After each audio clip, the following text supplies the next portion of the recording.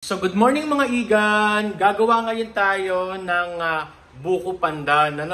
So para hindi masira ang ito lang ay isang tip lang, no. Para hindi masira, may nagturo lang din sa akin ito, lalo na dun sa mga ninegosyo ng buko pandan. Para hindi masira ang buko pandan ninyo, pakuluan ito sa juice niya, sa buko juice, yung laman, at pwede kayong magdagdag ng mga 2 tablespoon ng asukal para may lasa at matamis yung Pero hindi naman masyadong lutong-luto, Pero pakuluan lang siya para hindi lang siya madaling mapanis.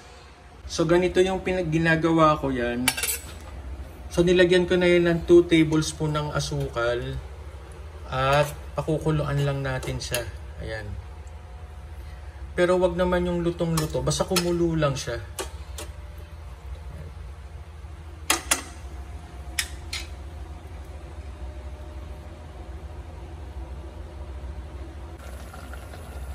So ganyan lang mga igan, pakukuluan nyo.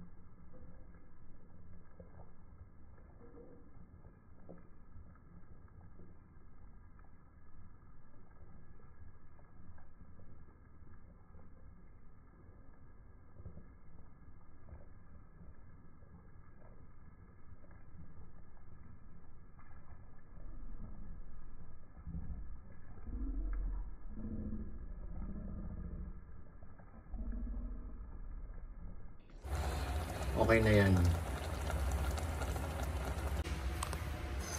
Oops. Yan, pakuluan lang natin yung ating gulaman. Yan.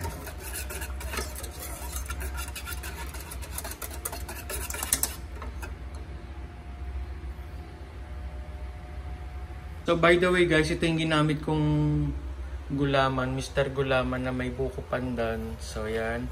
So kung gusto nyo ng medyo yung makunat yung ang inyong gulaman, sa isang pack na to, 2 cups of water lang o 2.5 cups of water. Sobrang kunat ng gulaman, ang sarap. Yan, ito ginagamit ko. So ito yung ating gulaman. So ito yung ating buko na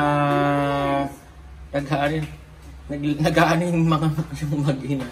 So meron tayo ditong condensed milk yan. 370 grams at dalawang Nestle cream na ganito. 250 ml. So yung mga ikan, pinag-mix ko lang sila lahat sa isang container. Hindi ko na ipakita sa inyo kasi yan. Pero mimix mo lang yan lahat dyan. Parang kulang ata yung gelatin natin. Pero okay na yan.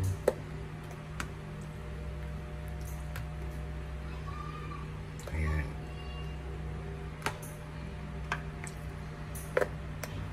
I-chill lang natin yan para malamig mas masarap.